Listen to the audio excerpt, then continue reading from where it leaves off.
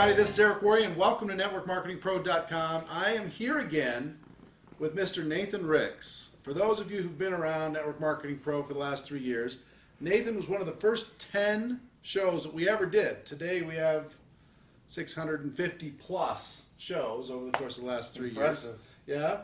And what's even more impressive is, of all the shows we've ever done, Nathan's first interview is the most watched interview, the most watched show we've ever created. Over 250,000 views of that video of people all over the world. So, first of all, thank you for providing the value to all of those people, because people from lots of companies and lots of countries got value. They've sent their people there. They've used it as training. So it's been amazing. That's good. Yeah. I'm glad it was helpful. Last time I braved the snow and the sleet to get down to St. George. Exactly. Today we're at his offices in Salt Lake City. And what I want to do is, in the last interview, we talked about your story, getting started, some of the defining moments for you, what brought you to network marketing. And for those that want to see the extended version of that, go back to that first interview, first 10 shows, and look in the archives, and you can watch that. But give people just a 3-minute overview of what brought you to this profession. Well, Eric, I think the key for me was the realization finally that this was a different financial vehicle than what I was doing in my real estate brokerage. And just the fact that once you really, in your mind, understand that there is the potential for passive, residual, recurring income, that there's this concept where you can work hard one time and you can create residual streams of income. That's really different than anything else. I don't care if you're the top guy at Morgan Stanley or Goldman Sachs back on Wall Street and you make 7, 8, 9, 10, 15 million a year. That's great. You can make millions a year here too. The difference is, if those guys don't show up next year, they get zero. Right. And what's so powerful about building a network is the residual nature of the income, right? Right. I mean, the fact that you can continue to receive an ongoing benefit for a one-time effort.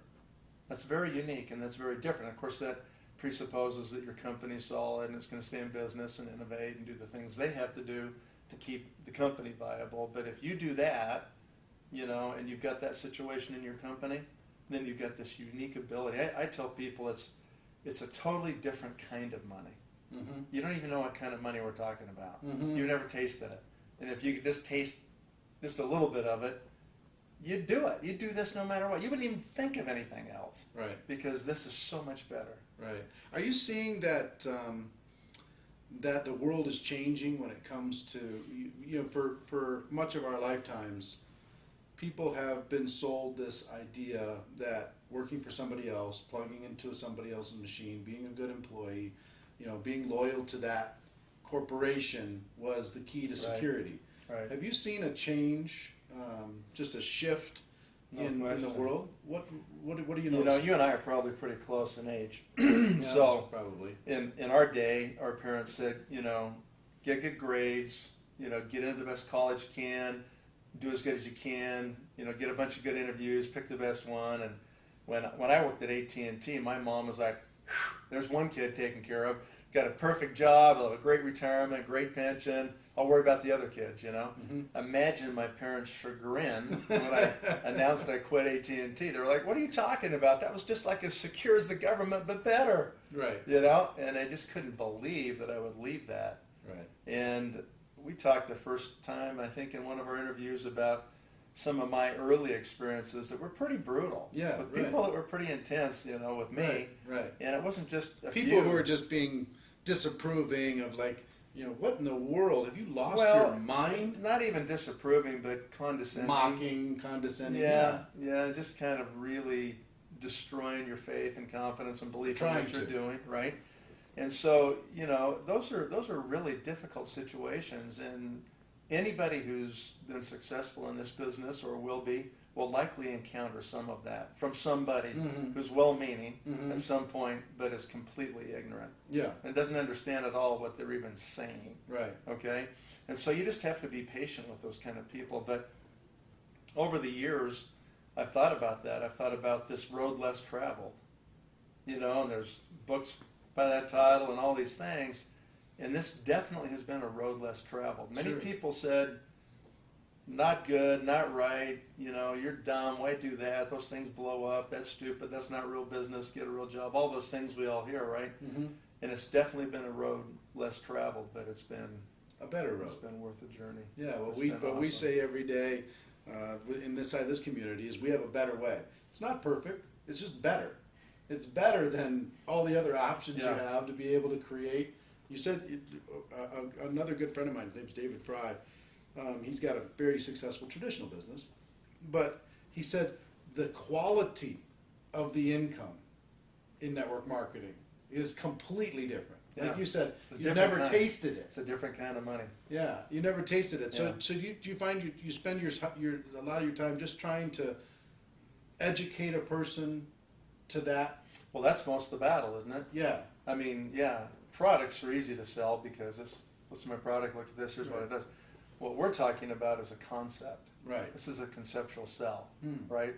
It's trying to get people to twist their mind around and understand a completely different kind of vehicle. Right. It's the vehicle that's the difference. Sure. I mean, that's what my brother-in-law said to me the first time, he recruited me, right? Is he said, it's like you're pedaling a 10-speed bike, but I'm driving a Ferrari. Right. It doesn't matter how fast you pedal the 10-speed, you'll never catch me in my Ferrari. Right.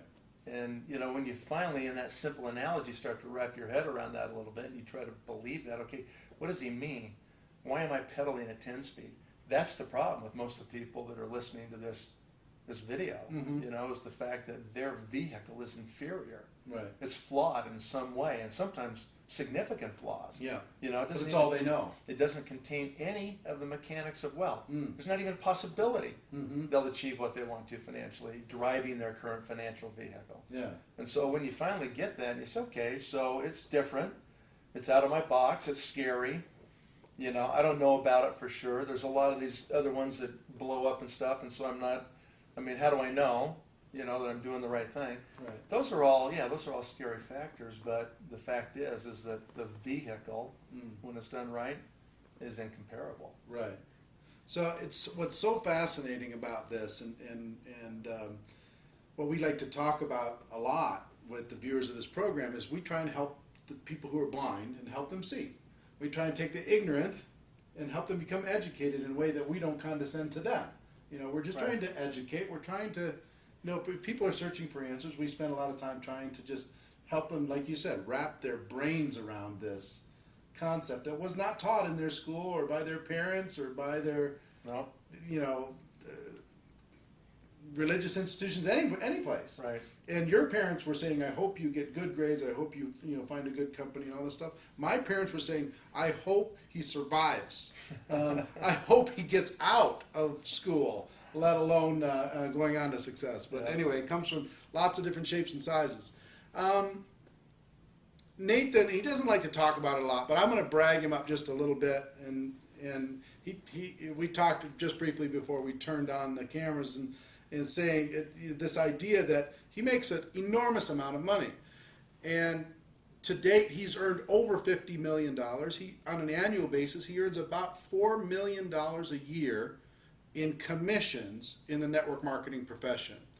Now, why do I say that? Not to say that he is superhuman, but to say that there's a ladder, there's a progression inside of the network marketing profession. He's at the top end of the profession, and it's something that you can aspire to because it's not something that he was born with, the skills necessary to be able to create that type of an income.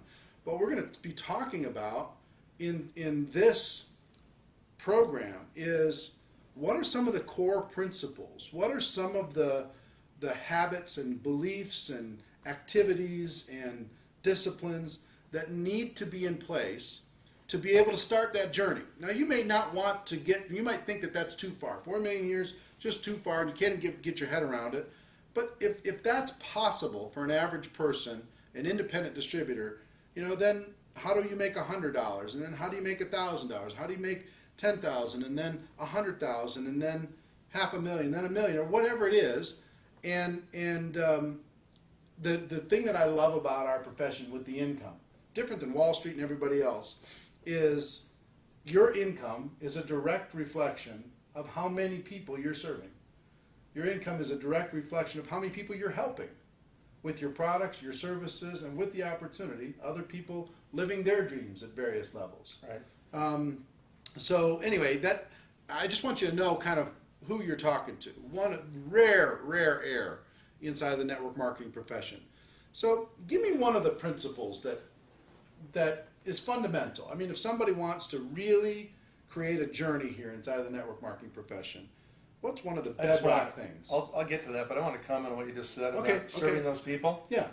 You know, sometimes if I disclose, which I don't usually do, like you just did.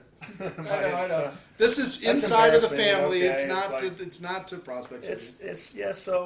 So people will sometimes say, you know, that's disgusting. You know, nobody's worth that much money, right? And that's where I get a little bit, you know, involved emotionally in that conversation, because they say, on the contrary, I completely disagree.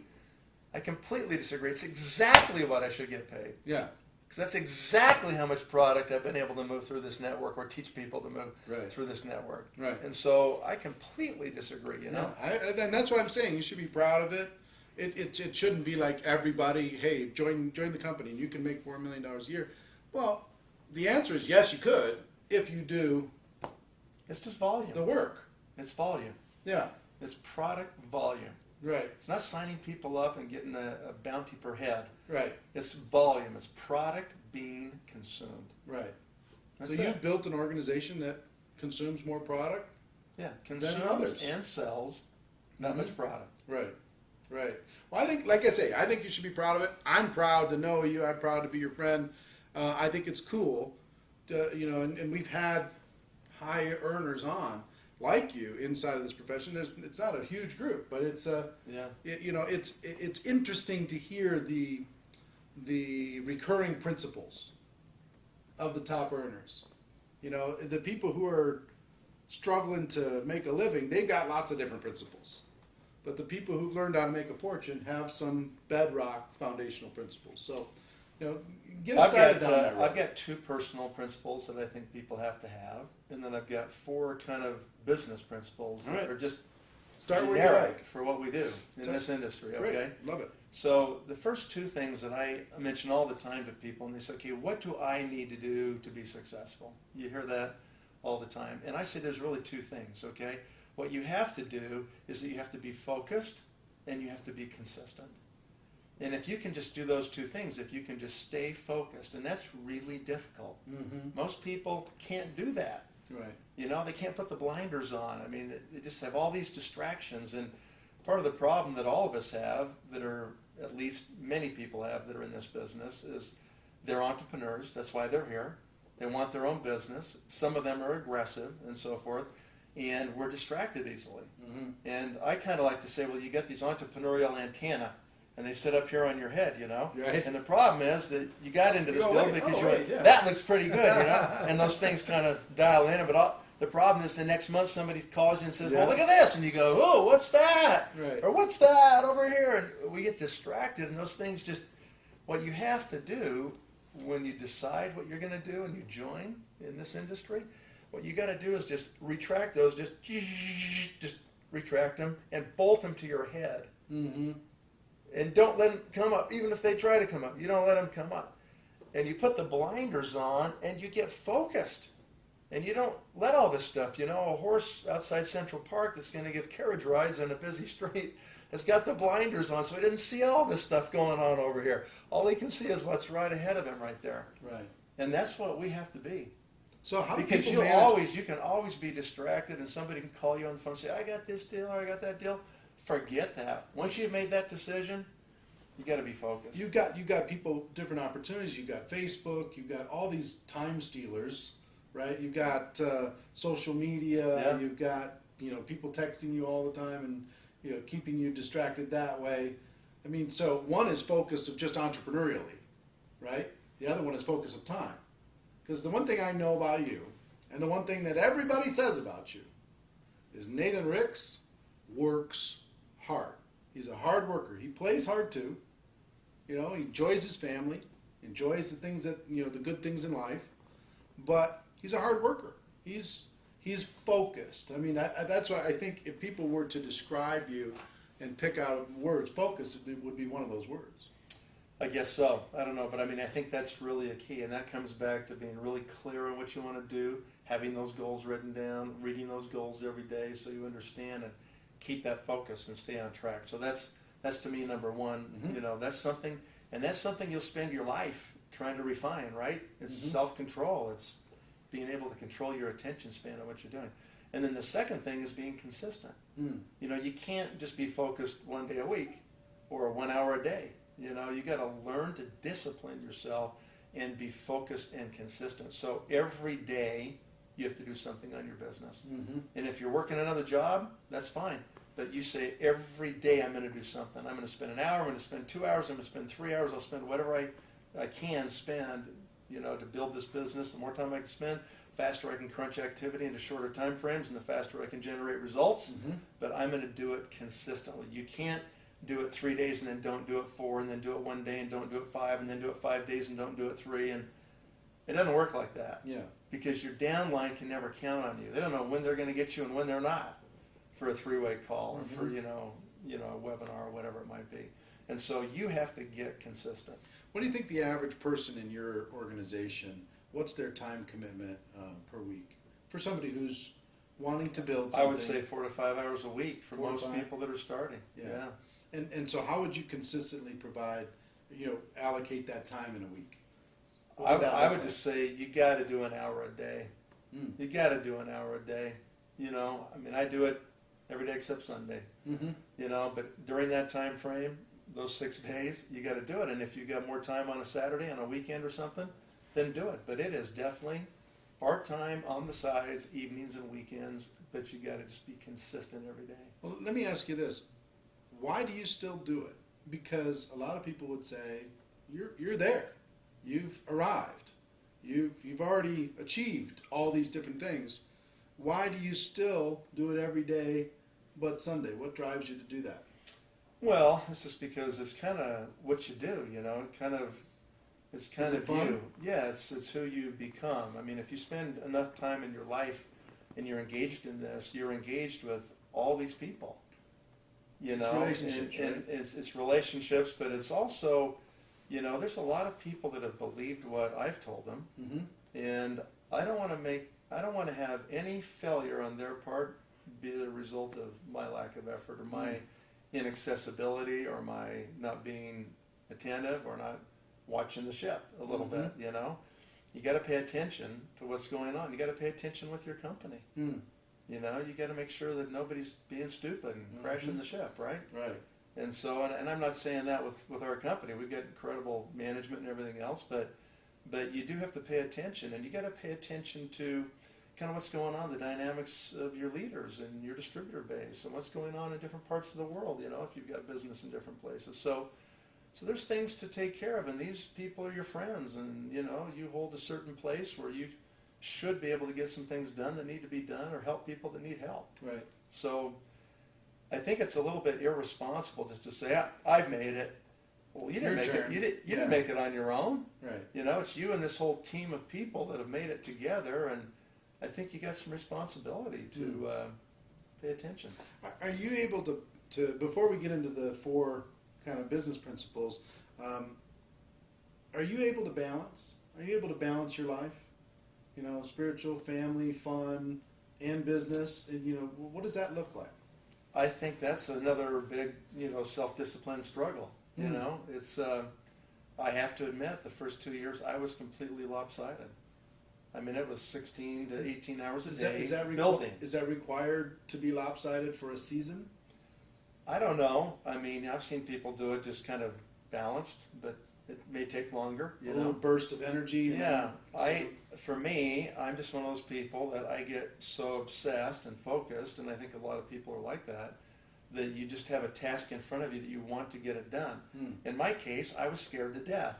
Right. You know, I mean, I had $30,000 in the bank. I had to have $5,000 a month to pay my bills. I had 3 beautiful little daughters at home and a beautiful wife, new house payment, and I had 6 months of money in the bank. And if I didn't make more than $5,000 in 6 months, I was toast. And so I was in take no prisoner mode. You It had was some like, reasons I don't built care in. if people say yes. I don't care if they say no.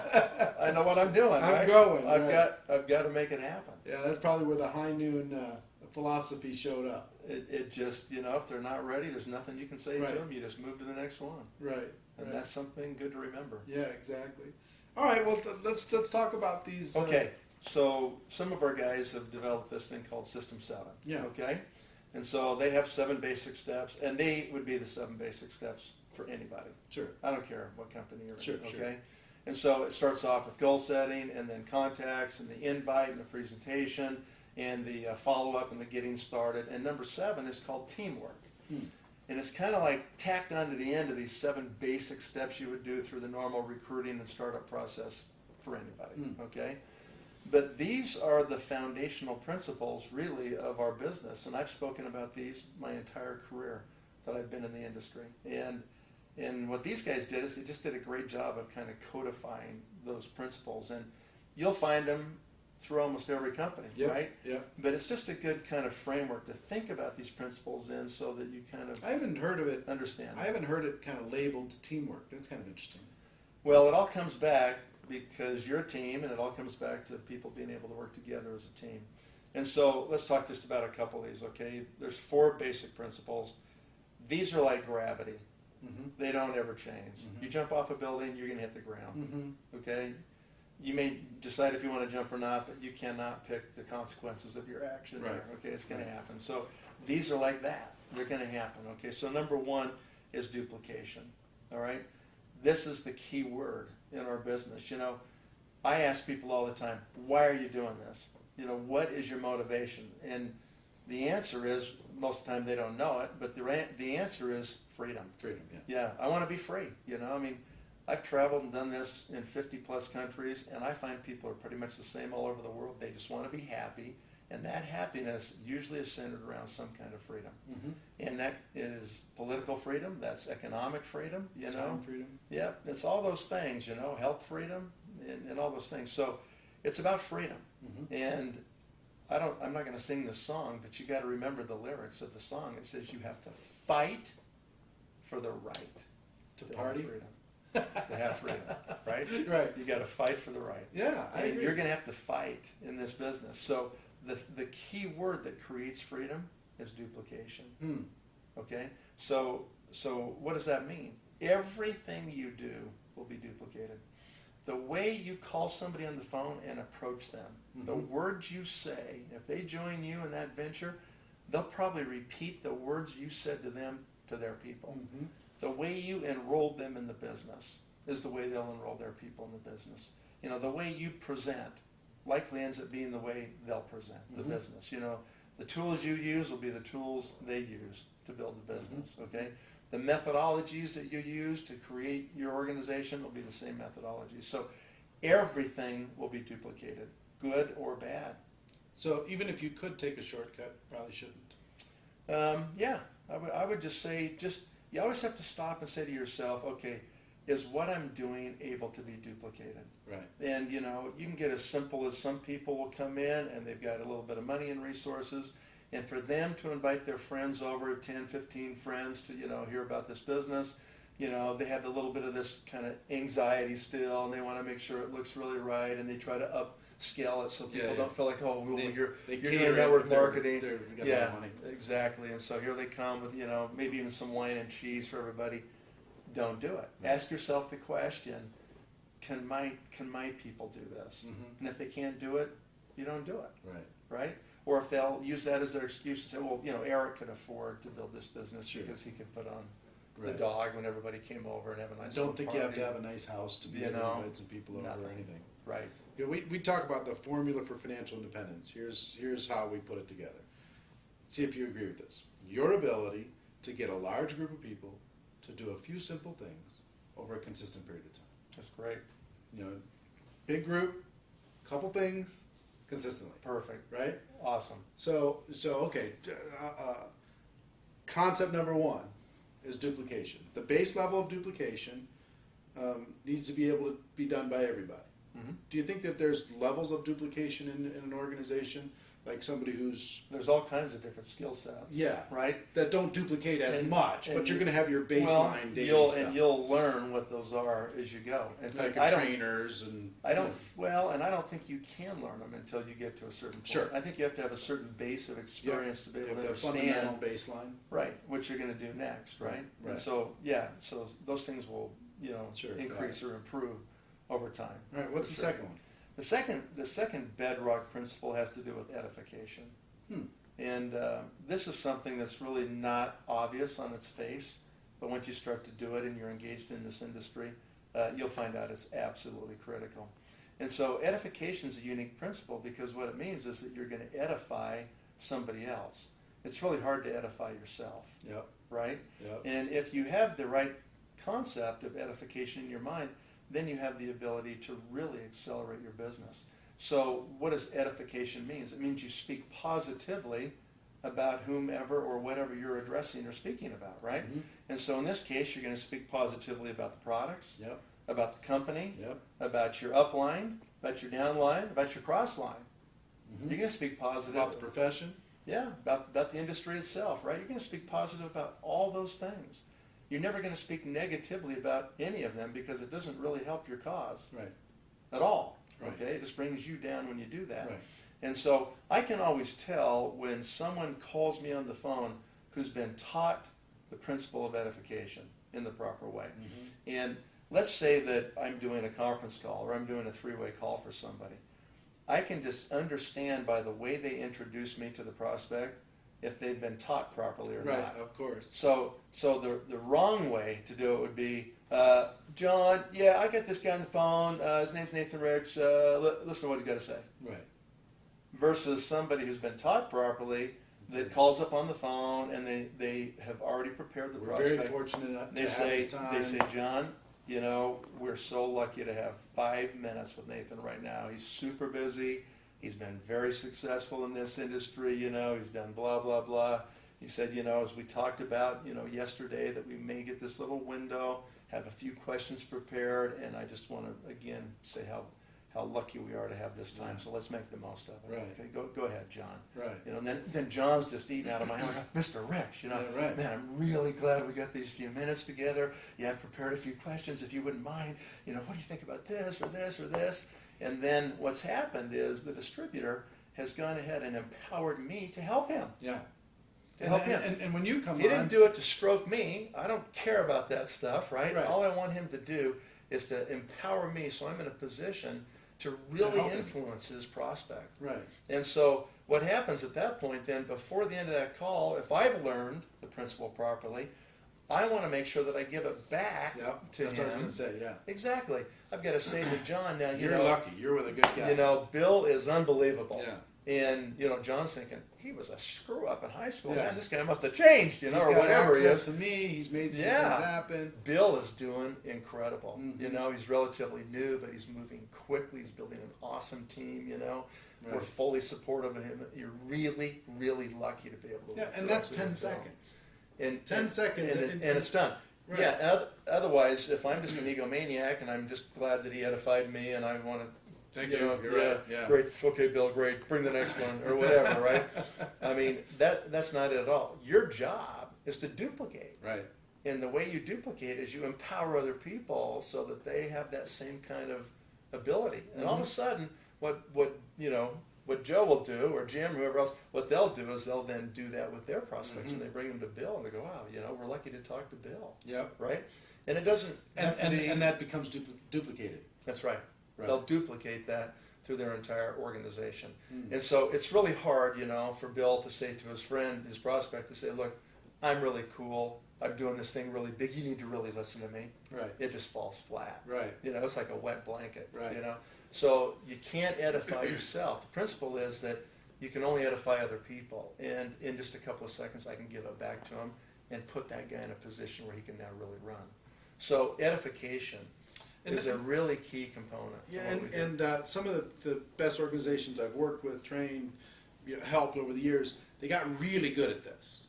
I mean, there's one in particular that within the leadership hierarchy, they looked the part, they dressed the part, They were Mr. and Mrs. and they were proper and they were respectful and they were introducing and they learned how to do it. They were just cold, right? It all makes a difference. But then the person being edified learned to earn the edification.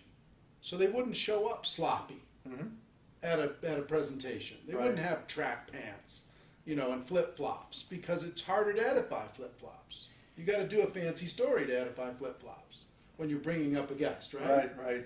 So does that matter? The image of the structure? Yeah, that's a whole nother training, right? Yeah, but I'd like to get your feedback on it, because we're in such every day is casual Friday in our profession. This is what nowadays. Dan McCormick It drives talks me nuts about when he talks about the art of recruiting and promotion, and his millionaire training. Yeah. Dan's a master at this, and sometimes you have to stop in anything you do, and you have to say to yourself, okay, what's our objective? Okay, our objective is we're doing an opportunity presentation. Our objective is we're going to have guests, we're going to recruit people. And you need to understand that there's a pre-meeting, and there's a meeting, and there's a post-meeting. And there's different activities that happen during those things. And there's a way the room should look, and there's the way the music should work, and there's the way any displays you may have work, and there's the way you're going to run the meeting, and there's the way the attire should be, and there's all those issues, for sure. But that's a different training. All right. Okay. But you agree that it's important. Oh yeah. Yeah, because absolutely. Just understand, if somebody's going to talk positively about you, you need to earn that a little bit. You need to take on that responsibility. But the other part of that, Eric, is that people will rise to the level that you expect them to. And if you praise people and you expect them to perform in a certain way, many times they'll rise up to fill that role. Yeah. Right? And you can pull them right along. All right, so principle number 2.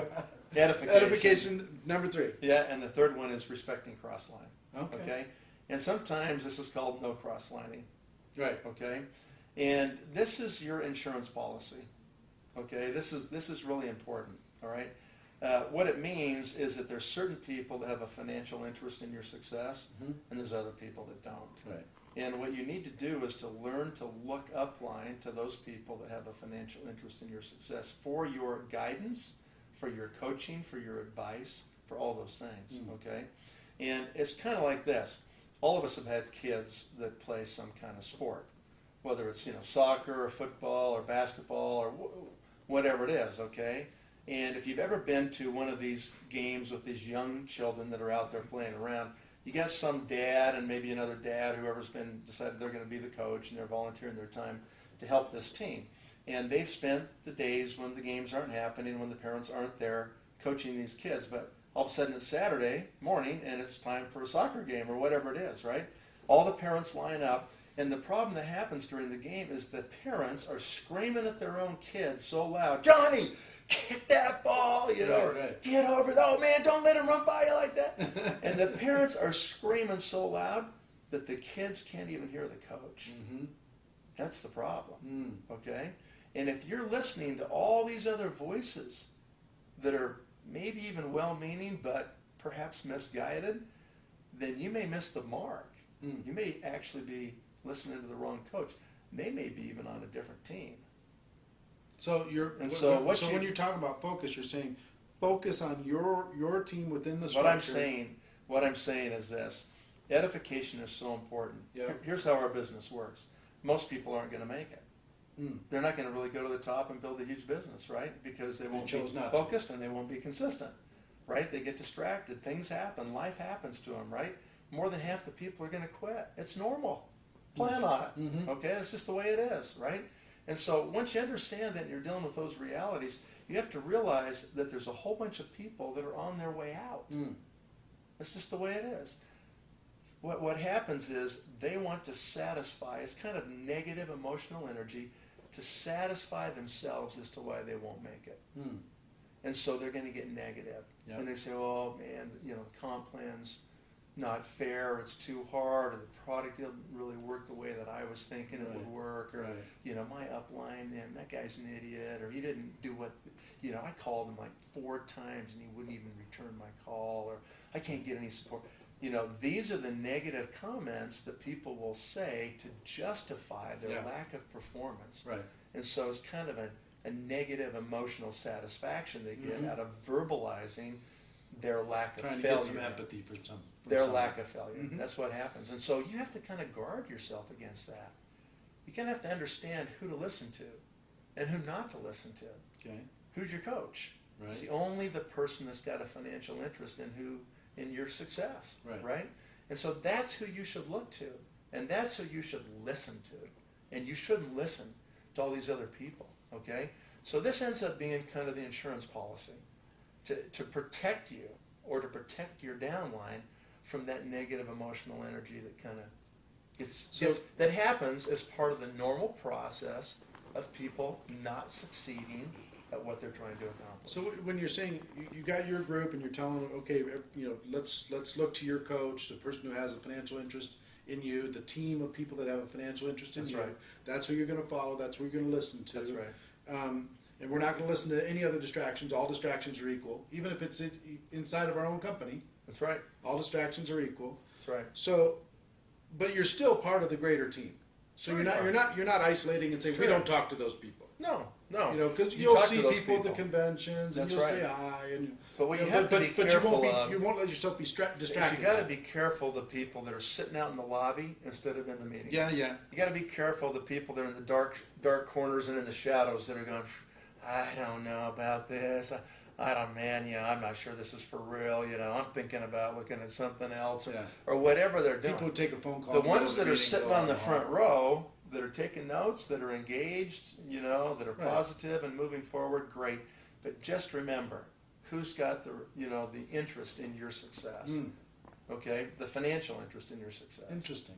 All right. So think about that a Cool. little bit too. Okay. All right. So That's number 3. that's number 3. So duplication, edification, respecting your cross lines, and number 4 is coaching. Okay, and a lot of people will say coaching. So what does that mean? Okay, my attitude is this: 95. Well, let's restate that. Your first 3 to 4, maybe 5 years in this business, 99% of your time is spent doing one thing. That's recruiting.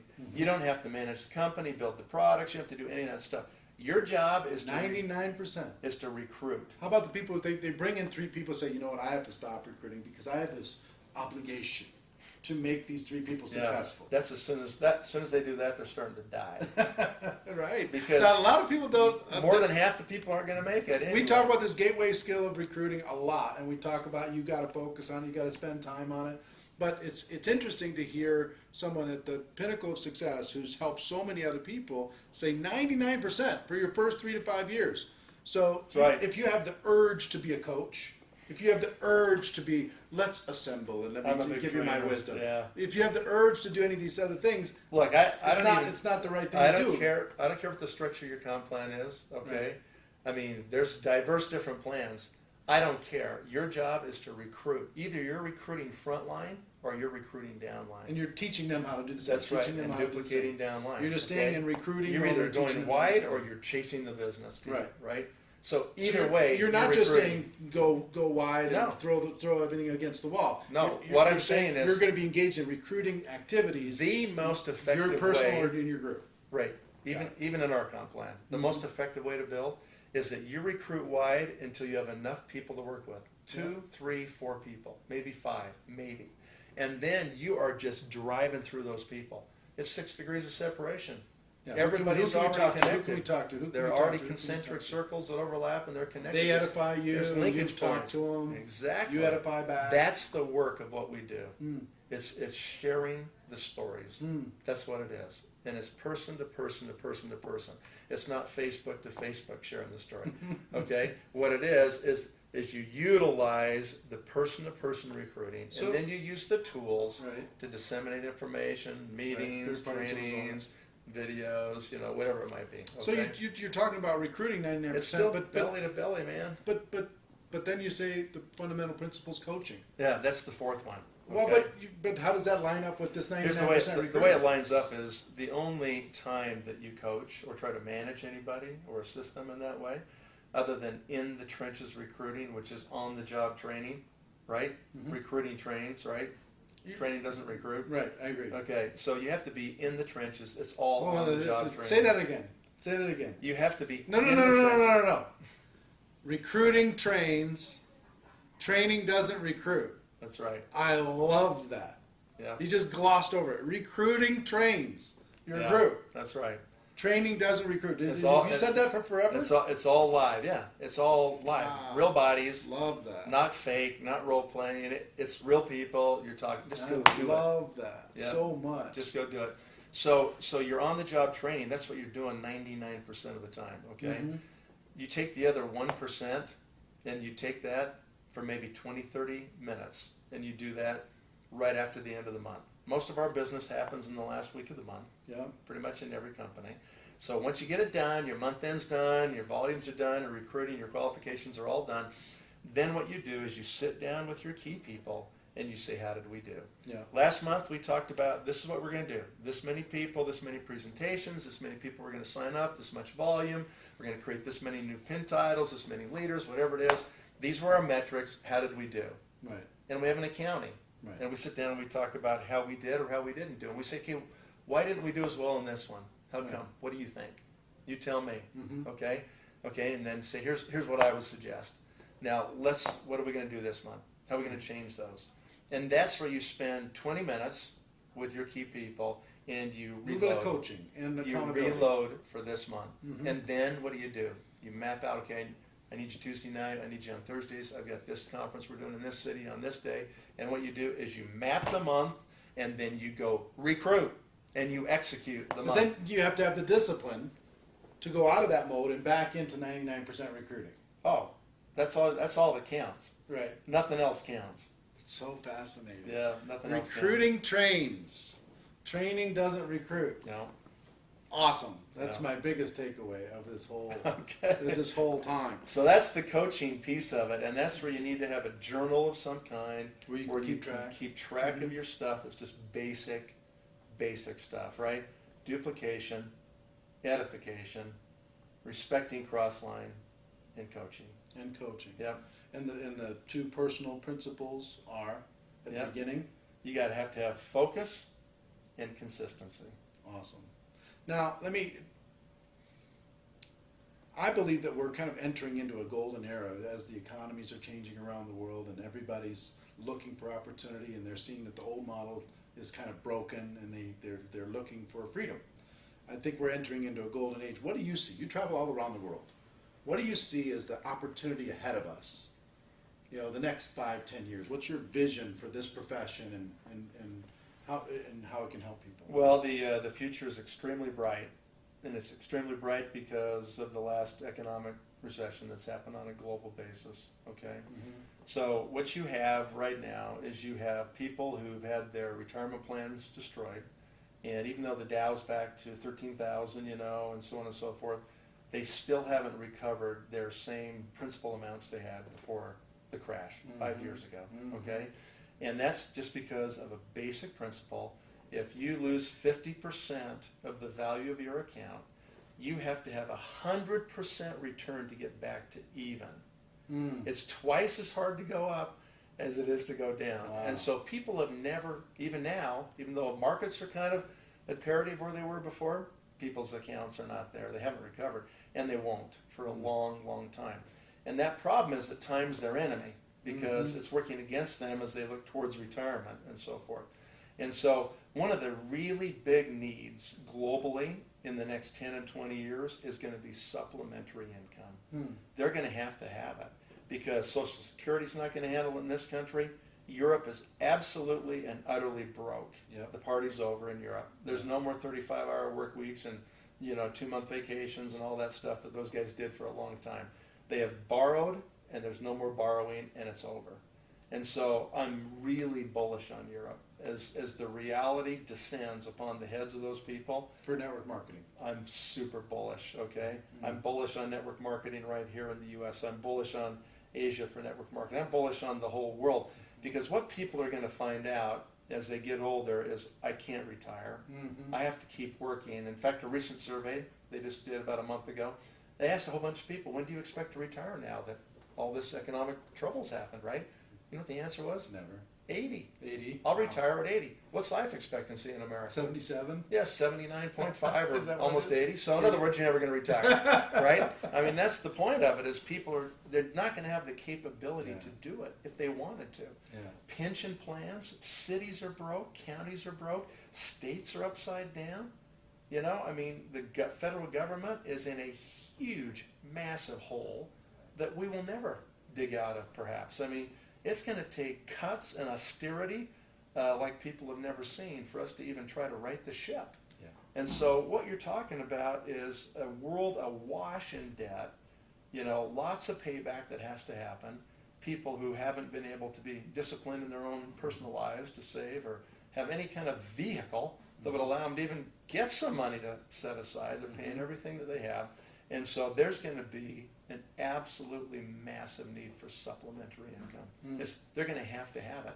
And when you're, you know, between 65 and 90, not likely you're going to be digging ditches for that supplementary income. People are probably going to need a business that all they have to do is use their mouth and talk. That's something they can do, even in their older age, to create supplementary income. I love that. So, yeah, I think that we're in a really good spot. I love that. All right, this show is going to be viewed by hundreds of thousands of people. And let me tell you something about this group. They want this so bad. They feel in their heart that this is for them. They want to go pro. They want to become professionals. They want to make a living here. They want to help other people. I want you to kind of imagine an arena of 250,000 people. That's a big arena. A big arena. And I want you just to look in the camera and give them your thoughts and your encouragement, your kind of closing talk as far as, you know, what would you have to say to this group that really has those hopes and dreams inside of them? Tell them. Well, Eric, I would say that one of my favorite quotes in the world, I don't know if it's really a poem or not, but the author is unknown, and it goes like this: the greatest loss in life is the difference between human potential versus actual performance. You know, and you stop and you think about that and say, wow, that's the greatest loss in life. What it means is that every one of you, every one of us, has unlimited potential. We are capable of accomplishing so much more than most people accomplish in their lives. And so what you want to do is you want to just understand that your potential is unlimited. You can literally do anything you want to do. I mean, I try to teach my kids that. You know, I say, listen, you can do anything. You set your mind to it, you write it down, it can happen, right? I mean, Leonardo da Vinci said, obstacles cannot crush me. You know, obstacles yield to stern resolve. You know, you can break down any obstacle, no matter how big you think it is, you know, how insurmountable you think it might be. It doesn't really matter. Just keep every day, just keep doing it. Just, you know, put one foot in front of the other. You know, one of our leaders in our business, Russ Carlin, says it's 90% just showing up. Just show up every day. That's it. Most people can't even show up. And so if you can just discipline yourself just to show up, be focused, be consistent, just keep putting one foot in front of the other every day, then it will happen. That's my message to you. You know, it's not going to happen in one just fell swoop, and it's not going to happen overnight. You're going to have disappointment, you're going to have discouragement, and your job is to not let those things bump you out of the boat, okay? Just stay in the boat, just keep moving forward, and you will gain the skill sets, you'll get the words in your mouth, you'll become very effective at what you do, and you'll start to be able to influence a lot of lives in the process. So that would be my advice. Take courage, have hope, you can do it, you deserve it, you know, it's worth it to pay the price, and you'll enjoy the benefits, and so will many other people. All right, well, Nathan, I know your time's valuable. Thanks, Eric. Thank you for taking the time. He's doing this out of the goodness of his heart to give back to the profession, give back to the profession's done well for him, and for the hundreds of thousands of people that you've been able to personally impact in your organization. But I hope you enjoyed this interview. If you have, post your comments below. What did you learn from this? What did you learn from Mr. Ricks? You know, spread the word. Share this out to everybody, It's free, doesn't cost anything.